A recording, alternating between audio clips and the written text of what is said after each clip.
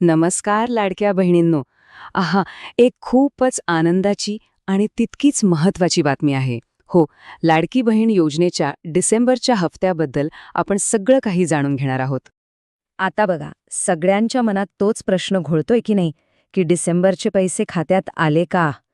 तर आता प्रतीक्षा संपली आहे. अगदी बरोबर ऐकलंय. लाडकी बहीण योजनेची डिसेंबर महिन्याची जी रक्कम आहे ना, ती आता खात्यांमध्ये जमा व्हायला सुरुवात झाली आहे. हो, हे बघा, 13 जानेवारी ही तारीख लक्षात ठेवा. याच दिवसापासून अधिकृतपणे पैसे जमा व्हायला सुरुवात झाली आहे. म्हणजे आता प्रोसेस सुरू झाली आहे. ठीक आहे. म्हणजे सुरुवातीची तारीख तर आपल्याला कळली. पण आता पुढे काय? म्हणजे पैसे कधीपर्यंत येतील आणि कोणाला मिळतील? चला, हेच तपशील बघूया. ही प्रक्रिया आहे ना, एकदम सोपी आहे. बघा, 13 जानेवारीपासून पैसे यायला सुरुवात झालीच आहे आणि साधारणपणे पुढच्या 2-3 दिवसात सगळ्या पात्र बहिणींच्या खात्यात ही रक्कम जमा होऊन जाईल. पण एक गोष्ट फार महत्वाची आहे, ती म्हणजे केवायसी.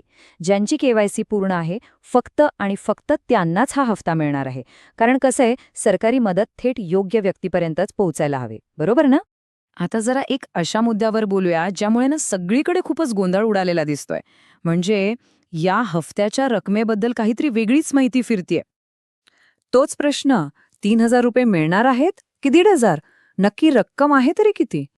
हे बघा, इथे सगळ्यांनी लक्ष द्या. काही ठिकाणी 3,000 किंवा अगदी 6,000 रुपये मिळतील अशा बातम्या फिरतायत. पण एक लक्षात घ्या, ह्या सगळ्या निव्वळ अफवा आहेत. यावर अजिबात विश्वास ठेवू नका. सत्य फक्त एकच आहे आणि ते म्हणजे रक्कम आहे फक्त 1,500 रुपये. हो, 1,500.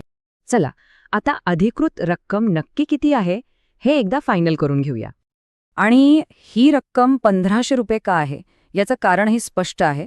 निवडणूक आयोगाने तसे स्पष्ट आदेश दिले आहेत. म्हणजे ही माहिती 100% अधिकृत आहे आणि यात आता कोणताही बदल होणार नाही. म्हणजेच डिसेंबरच्या हप्त्यासाठी फक्त आणि फक्त 1,500 रुपयेच मिळणार आहेत. आता डोक्यात कोणताही गोंधळ नको. बरं, तर आत्तापर्यंत आपण जे काही पाहिलं ते सगळं महत्त्वाचं एकदा पटकन आठवून घेऊया. म्हणजे मग सगळं स्पष्ट होईल. हे 4 मुद्दे लक्षातच ठेवा.